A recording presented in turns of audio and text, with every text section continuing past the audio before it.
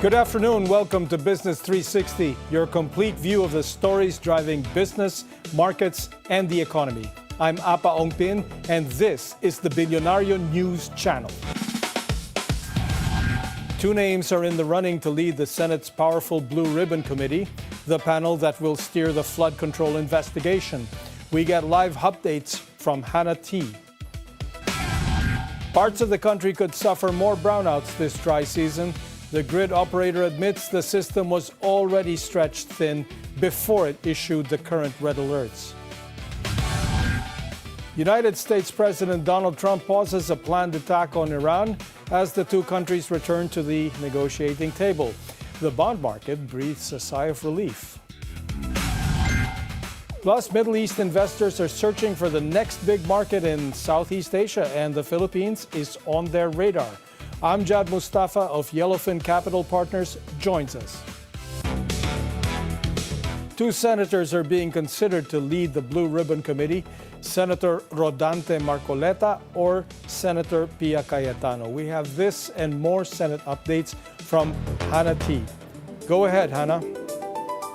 Hi, Apa. The powerful Senate Blue Ribbon Committee may soon take center stage in both the flood control scandal and the investigation into last week's shooting incident inside the Senate, as two names emerged as possible candidates to head the panel. Former Blue Ribbon Chair Senator Rodante Marcoleta and Senator Pia Cayetano are both being considered to lead the committee, which now faces a more complicated task after last week's events inside the Senate complex, where more than 30 gunshots were heard by members of the Senate media.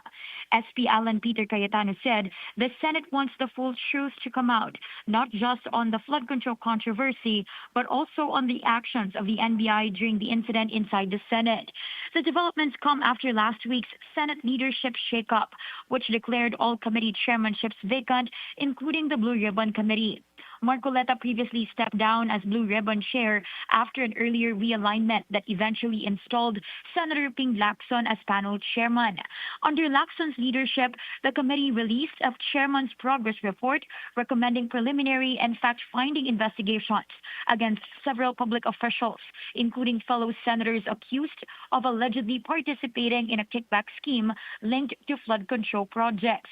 One of those now facing legal trouble is Senator Jinggoy Estrada, after the DOJ recommended the filing of plunder, graft, and bribery cases against him alongside former DPWH officials. Estrada has since called the DOJ resolution baffling and unjust, insisting that the Senate Legislative Budget Research and Monitoring Office, or LBRMO, found no record showing that he inserted projects into 2025 national budget. Estrada also revealed that he filed an omnibus motion before the DOJ last May 15, seeking to reopen the preliminary investigation so his camp could present what he said as additional evidence necessary for a fair and objective review of the cases. Apa, when asked whether the pressure surrounding the cases was connected to efforts to break the current Senate majority bloc, Estrada said he had no guess, but admitted that all the pressure is there.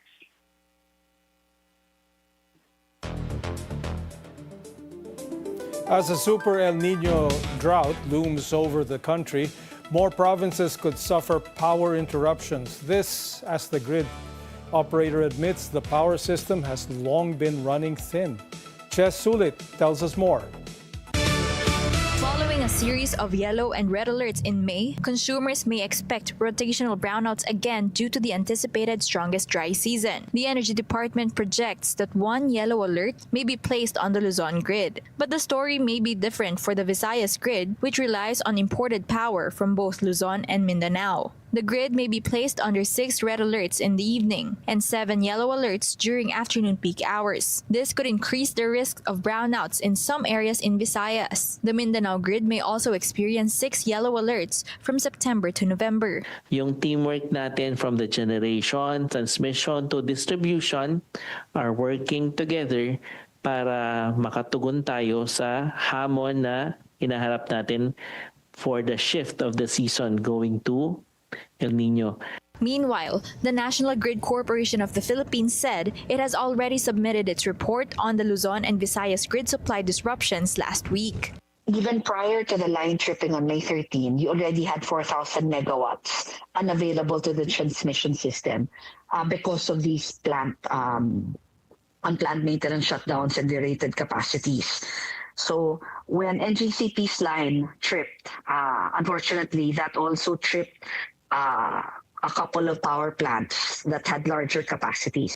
NGCP spokesperson attorney Cynthia Alabanza says that the grid was already strained prior to the disruptions due to thinning reserves. Alabanza notes that the NGCP does not have authority over the power plants and their operations. She adds that the NGCP is not hiding any details on the disruptions.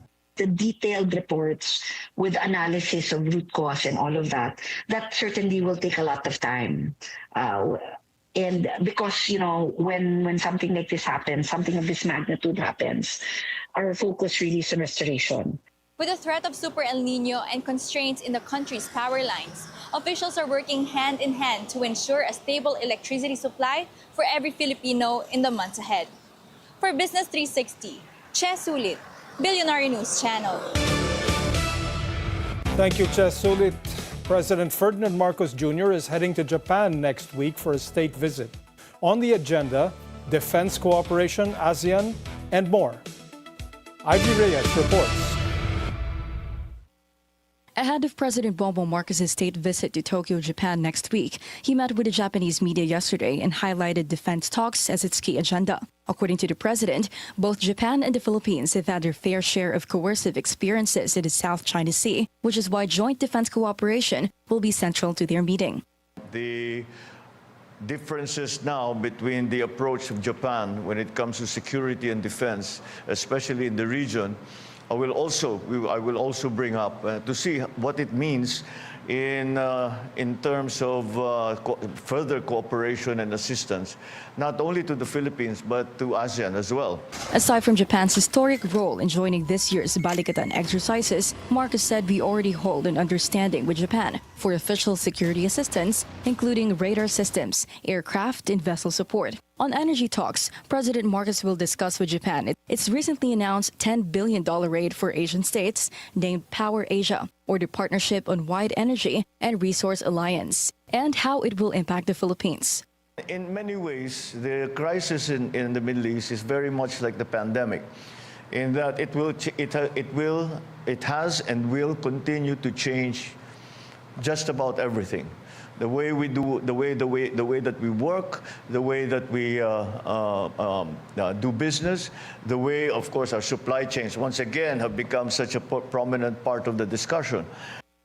I don't think that we will go back to the old system where the majority of the petroleum products that are coming out of the Strait of Hormuz are going to Asia. I think Asia is going to start looking for alternative measures in case this happens again.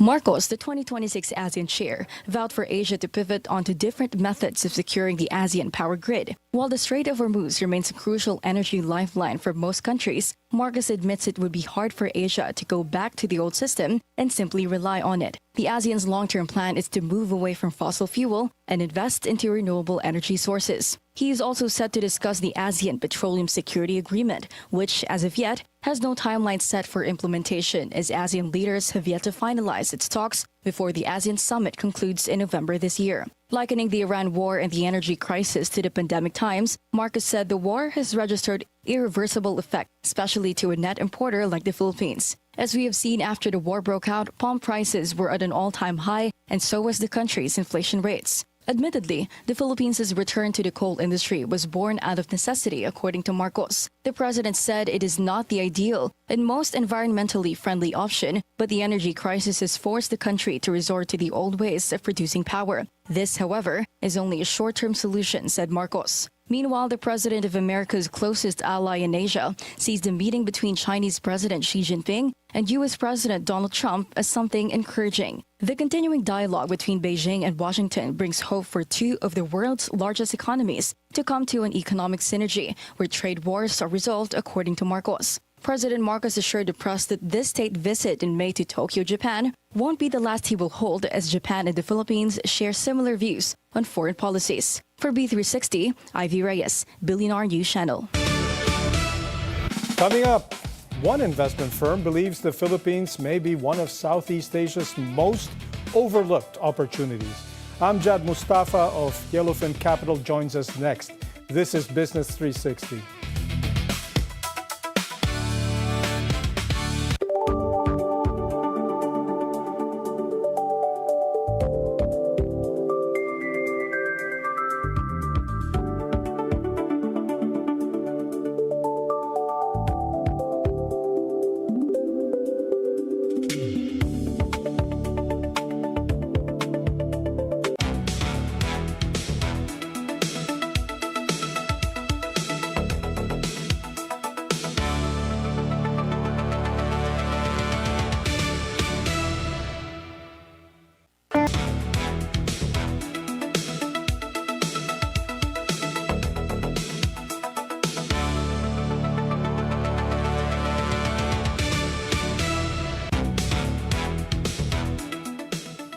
Welcome back to Business 360. I'm Apa Ongpin.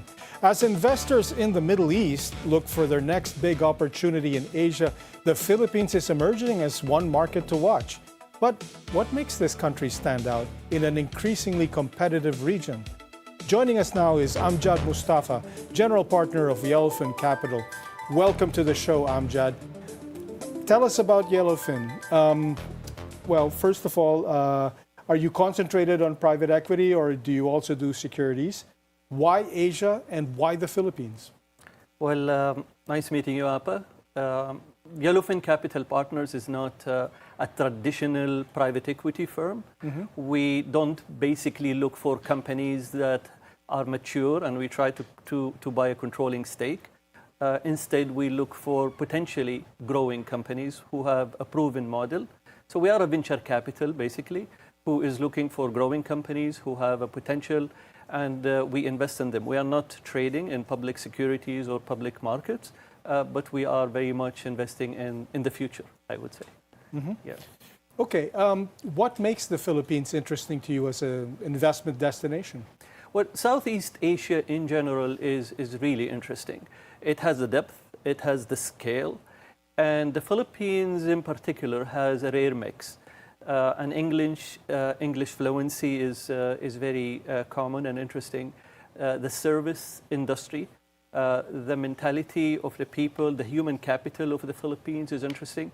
And one of the most interesting things that connect us to the Philippines is the human capital that is linked between the GCC and the Philippines. And that's a very interesting area for us because of the remittances and the people. That makes us find a lot of intersections and overlaps in our investments. Yeah, I mean, you must see a lot of Filipinos in Dubai. Well, I mean, they shaped some of our industries, and extremely professional, very good reputation, and they do really provide a higher level of skilled talent as far as resources and services are concerned. Yeah.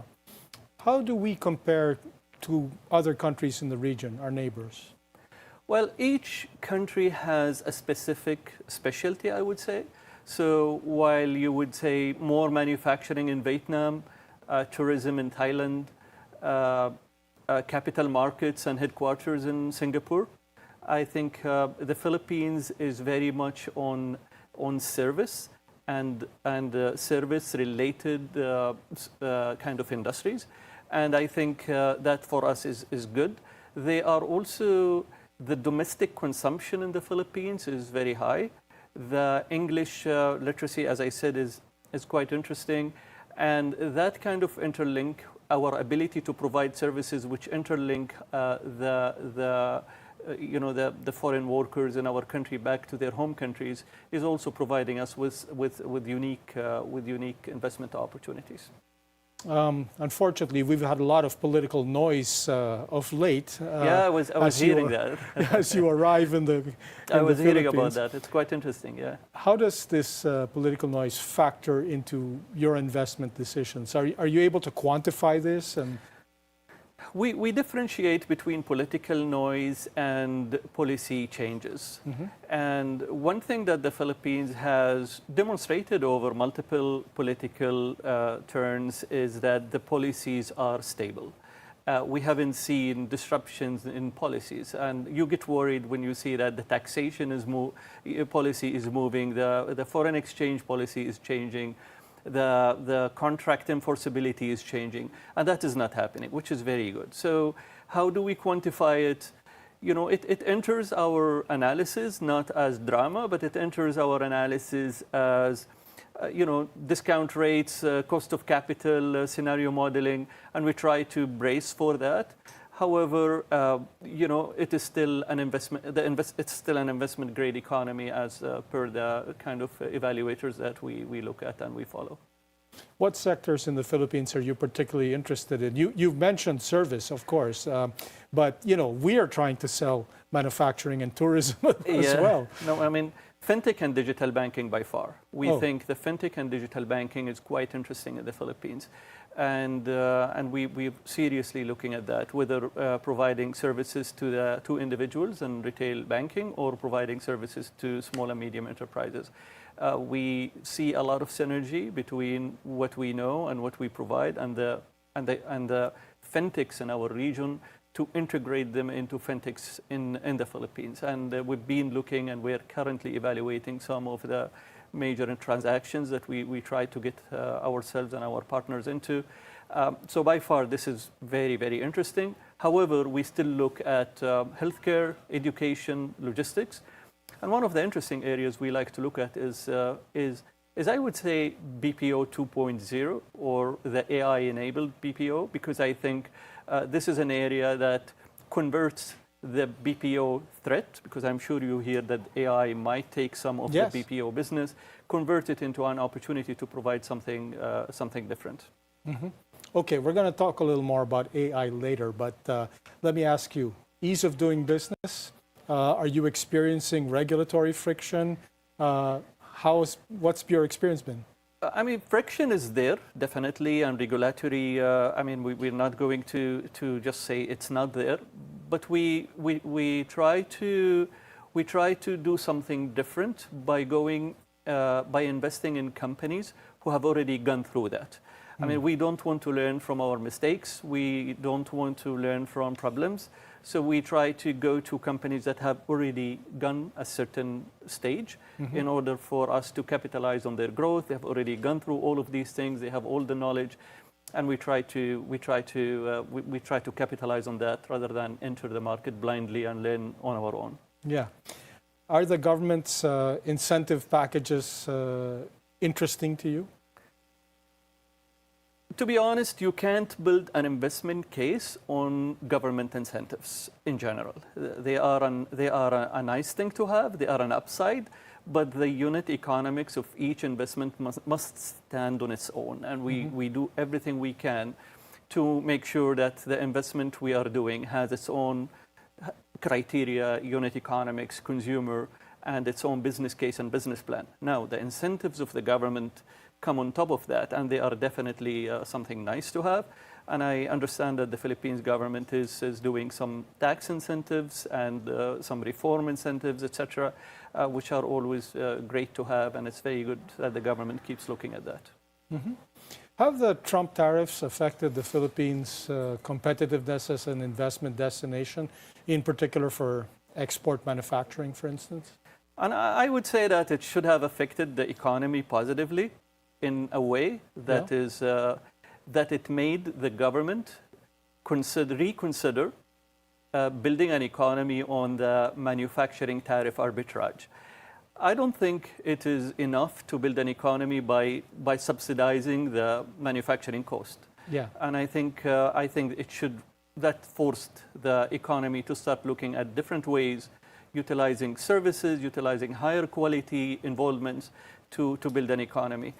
So yeah, I mean, the 19-20% kind of effect was real.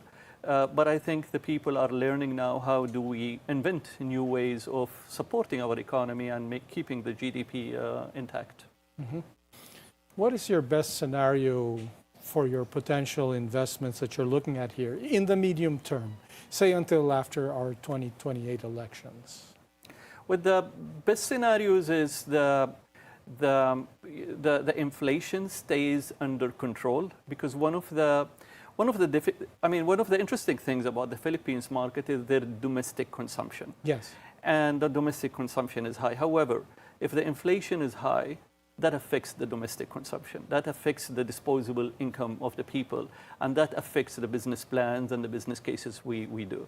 The higher fuel prices on the back of the recent issues have contributed to the potential of increasing inflation, which we hope it stays under control. We hope that the exchange rate stays under control, and that will be the best scenario. So I would say the best scenario is political stability starts taking control, inflation is under control, and then I think some of the business plans and the business cases we have will start materializing and creating the opportunity we are looking for. Okay. Well, we talked off camera about AI and the implications of this for developing countries like the Philippines. Can you tell me in a nutshell, what do we need to do? Well, I think as we spoke before we start the program, and I'm talking about this repeatedly now with different organizations and different governments, we moved from data sovereignty into intelligence sovereignty now. Mm-hmm. It's no longer, people used to talk about data sovereignty, meaning we need to have our own data in our own jurisdictions, but it was not as critical. I mean, we could still live if our data is sitting somewhere in the US or in Europe, in cloud. Azure, in the cloud. It was okay. And it's still okay, by the way. However, now that the intelligence issue has come across, we need the ability to process, reason, and train our data so we could build our own intelligence, because the intelligence is going to drive our decisions. And I use this example most of the time. If I want to build a national security plan, or if I want to build something very sensitive, today, if I don't have ability to build that AI intelligence tool on top of the data that is with me, I will have to outsource this to another country who will design my national security agenda for me. Now, the point is, in order for, the big countries like the US and China, they have their own abilities. Countries like in the UAE and Saudi Arabia are building their own abilities as well. They have the financial capability to do that. But the remaining emerging economies need to develop the right alliances with the major cloud providers, the major AI providers, and the investors and the development banks in order for them to build the infrastructure needed. It is now an infrastructure. It's like power. It's like water. It has to be built on premise, and it has to be trained on the human data on the data that is available in the country in order for us to gain that intelligence sovereignty that I like to talk about. Yeah. Well, as the cliche goes, data is the new oil. 100%. So yes. We really need to control our 100%. Data. Absolutely. Well, thank you very much, Mr. Mustafa, and that was a very enlightening Thank you. Conversation. Thank you very much. Appreciate it. Thanks. Global markets, what's moving and why? This is Business 360.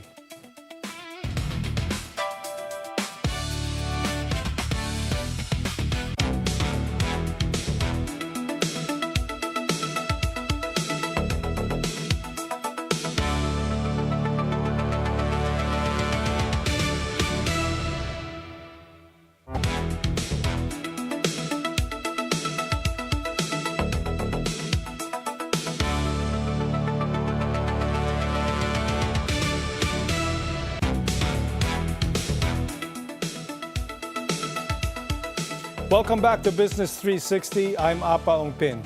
Iran has put a new offer on the table, pushing to end the war, but with conditions. Tehran is demanding the return of its frozen assets and compensation from the United States, and insisting that all sanctions be lifted, not just suspended. Reports say Washington has offered only a temporary waiver on oil sanctions, while talks continue, leaving a wide gap between the two sides. The proposal comes after U.S. President Donald Trump paused a planned U.S. strike to give negotiations more time, a move he said was a request of his Middle East allies. We're not going to let Iran have a nuclear weapon. So I was called by these three countries plus others, and they're dealing directly with our people and, right now, Iran. and there seems to be a very good chance that they can work something out. If we can do that without bombing the hell out of them, I'd be very happy. Tehran says it will keep negotiation, but is also preparing for every scenario amid what it calls continued U.S. threats. We approach every diplomatic process with deep distrust and serious skepticism in order to safeguard the national interests of Iran. Iran is aware that, given the United States' track record of undermining negotiations, it may repeat the same actions at any moment. For now, offers are moving between the two sides through mediators, with no deal yet in sight. Bonds bounced back today after Trump held off on a planned strike against Iran. The 10-year U.S. Treasury yield moved lower alongside oil prices, reversing part of Monday's sell-off. A day earlier, a drone strike in the United Arab Emirates rocked global markets, reigniting fears that inflation and interest rates could stay higher for longer. The Philippines still has a strong financial buffer despite a growing external deficit. The country's gross international reserves stood at $104.3 billion as of end April. The Bangko Sentral says that's enough to cover nearly 7 months of imports and foreign debt payments. But the country posted a $2.1 billion balance of payments deficit in April. This brings the total shortfall for the first 4 months of the year to $7.4 billion. After a wild swing in bonds and oil, Wall Street lost its momentum. Investors pulled back from tech and chip stocks, taking profits from a months-long rally and dragging the Nasdaq down. This comes as markets worry about high interest rates. More traders are betting on another hike early next year. All eyes are now on Nvidia, with the AI giant set to report highly anticipated results on Wednesday. The earnings report could become a litmus test on whether the AI rally can keep going. The Philippine Stock Exchange falls for a third straight session as investors track weakness across regional markets. The index slipped deeper into the 5,800 territory, with all sectors closing in negative. Most of the day's active stocks also ended lower, led by Ayala Land and Meralco, which both lost more than 3%. But not all stocks were caught in the sell-off. Pure Gold went up by more than 3%. Telco giant PLDT says it is ready to compete with new satellite internet providers entering the Philippines this year. The telco giant says its existing network scale and nationwide coverage give it a strong defensive edge against new foreign competitors.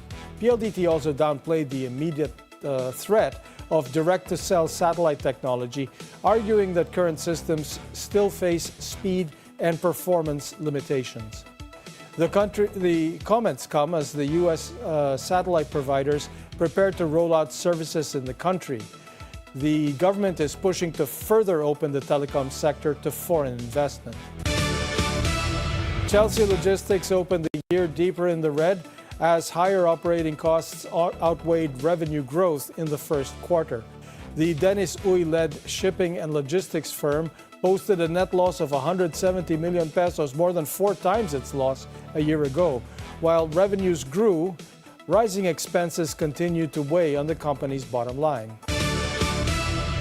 A hotel venture backed by Jollibee founder Tony Tan Caktiong is gaining early momentum in its push for global expansion.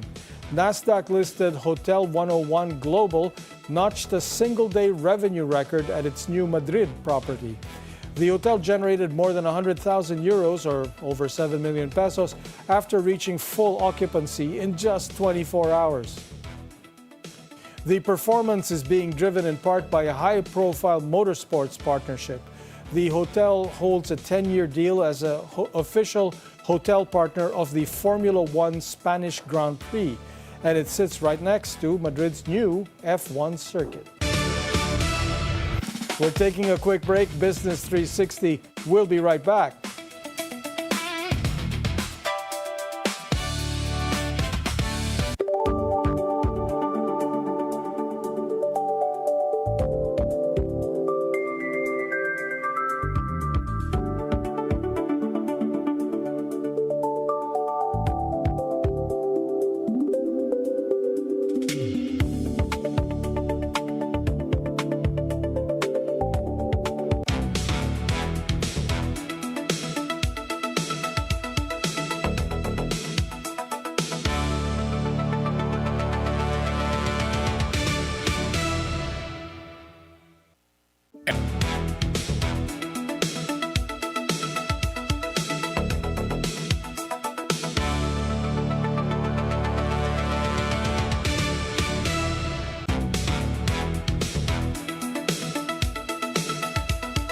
Welcome back to Business 360. I'm Apa Ongpin. House prosecutors have divided their assignments for the 4 impeachment articles against the Vice President ahead of the Senate trial. Isaiah Mirafuentes of Abante is on the line to give us details. Isaiah. Yes, Apa, sa kauna-unahang pagkakataon niya ay humarap sa media ang mga miyembro ng House Prosecution at kabilang sa kanilang inilatag ay ang kanilang kanya-kanyang assigned articles for impeachment para sa inaasahang paparating na impeachment trial. Napagdesisyonan na nila ang kanilang hatian sa 4 na articles for impeachment laban kay Vice President Sara Duterte. Para sa threat and destabilization, pangungunahan ito ni Iloilo Representative Lawrence Defensor at makakasama niya sina Representative De Lima at San Juan Representative Del Zamora. Habang pangungunahan naman ni Manila Representative Joel Chuang para sa bribery at makasama niya sina One Rider Representative Ron Gutierrez, Dinagat Island Representative Kaka Bagao at Representative Zamora. Samantala para naman sa unexplained wealth, pangungunahan ito ni Bicol Saro Representative Terry Lidon at kasama niya rin sina Akbayan Party List Representative Chel Juno, Representative Bagao, Representative Gutierrez, Representative Chua at si CDO Representative Lordan Suang, gayon din si Bukidnon Representative Jonathan Kit Flores. Samantala sa panghuling grounds naman for confidential funds, kaugnay sa confidential funds, ito naman ay pangungunahan ni Batangas Representative Jervin Luistro at makakasama niyang ilalatag ang mga ebidensya sina Representative Joel Chua, Representative Defensor, Representative Gutierrez, Representative Suan, Representative Flores at si Representative Redon at kasama rin niya si Representative De Lima. Formal na rin niyang inanunsyo na sina Lanao del Sur, Representative Zia Alonto Adjong at Kabataan Party List Representative Reneco bilang mga tatayong House Trial Spokesperson. Ang magsisilbi nga bilang lead prosecutor ay si Representative Jervin Luistro na siya nga ring House Committee on Justice Chair. And that's the latest here in House of Representatives. Back to you. Thank you. That was Isaiah Mirafuentes reporting. ACT Teachers Party List Representative Antonio Tino has urged the Ombudsman to investigate flood control projects in Davao City, particularly those under Davao City's 1st District, represented by Paulo Pulong Duterte. Tino submitted documents and analysis covering 121 flood control projects linked to the Davao and Matina rivers from 2019 to 2022. He alleges irregularities in around 80 contracts worth around 4.4 billion pesos. He also identified Genesis 88 Construction as the top contractor in the projects. A firm Tino said is owned by Glenn Escandor, former presidential advisor for sports under former President Rodrigo Duterte. Paulo Duterte pushed back, calling Tino selectively blind for focusing on Davao while supposedly ignoring questionable flood control projects elsewhere in the country. The congressman also maintained that his projects in his district had already been inspected, validated, and cleared by the DPWH and Commission on Audit. Former Senator Manny Pacquiao is pushing a 2 billion peso 5-year plan to modernize the power network of South Cotabato 2 Electric Cooperative, or Socoteco 2. The proposal aims to improve power reliability and support new investment in General Santos City and nearby areas. Pacquiao said the upgrade is needed to address chronic power interruptions, which he attributes to Socoteco 2's aging distribution system built back in the 1980s, rather than to a shortage in electricity supply. He says that stable power is critical to attracting investments. The Department of Agriculture plans on setting the suggested retail price of local rice at 53 pesos per kilo. The DA says it reached an agreement with rice industry stakeholders recently. DA Secretary Francisco Chu Laurel clarifies that the SRP is not a ceiling price. Instead, it would serve as a guide for consumers on fair local rice prices. The SRP sits just above the 50 peso cap on imported rice. The DA says this is meant to keep rice prices stable while still allowing the market to operate normally. More stories when we return. Business 360. We'll be right back.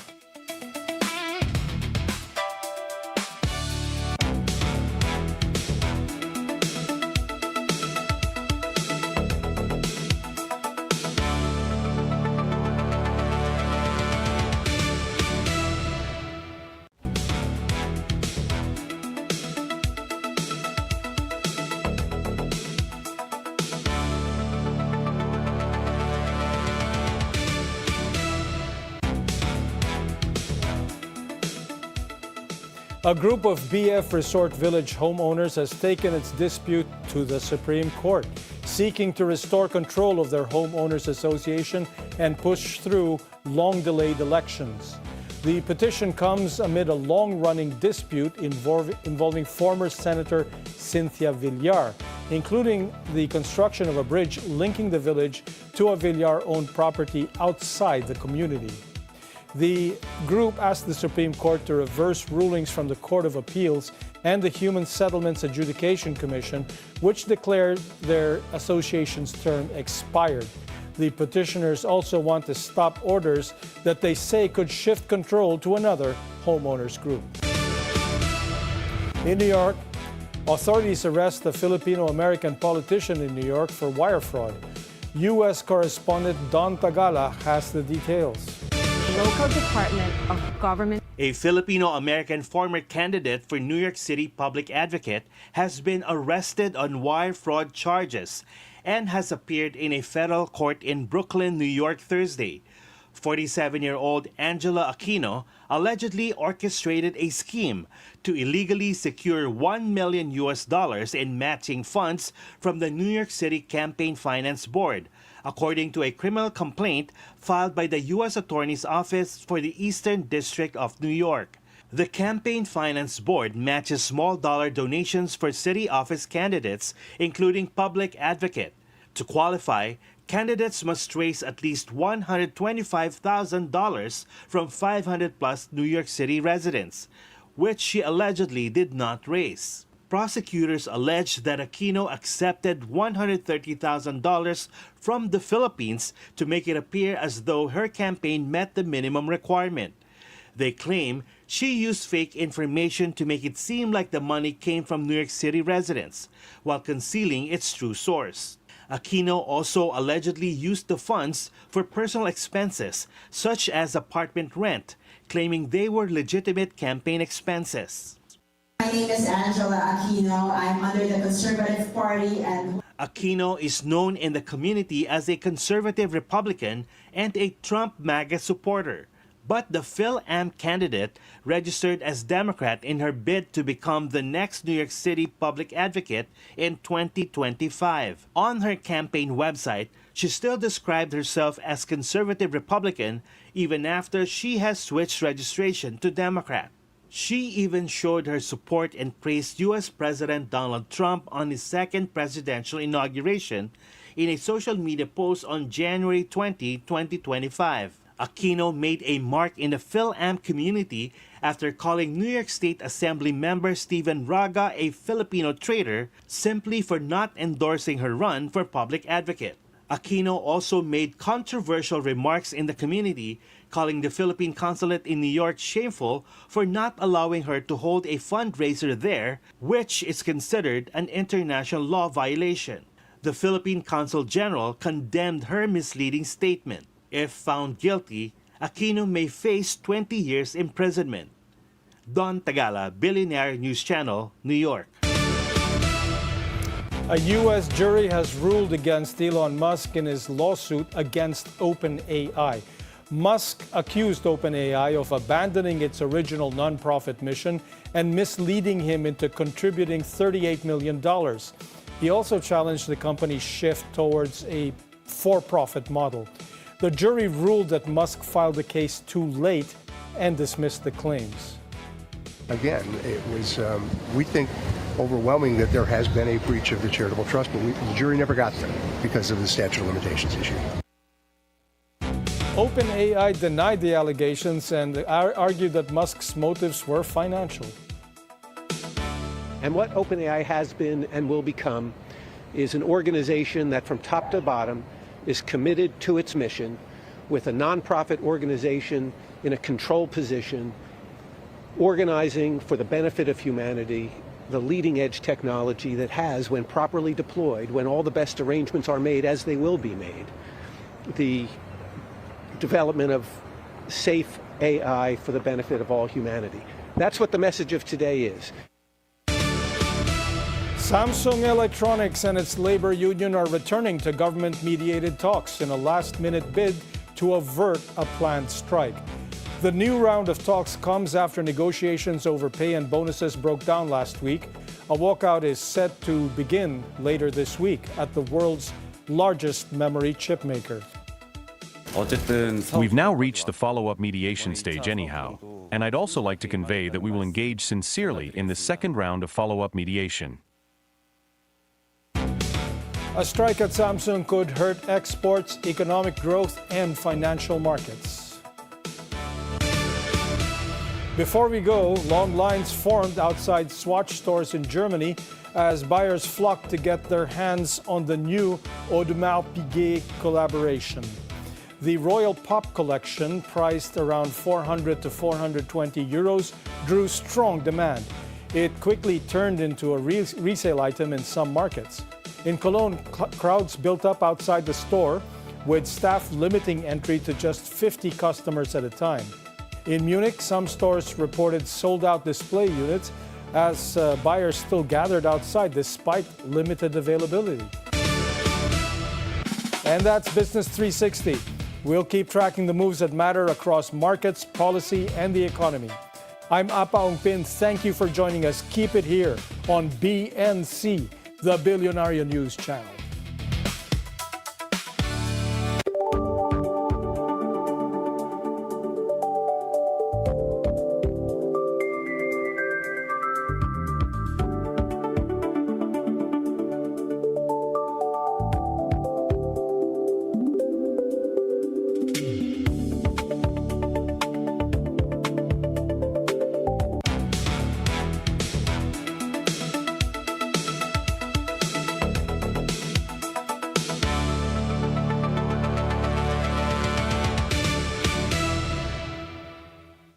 Shift happens because the way we move is changing.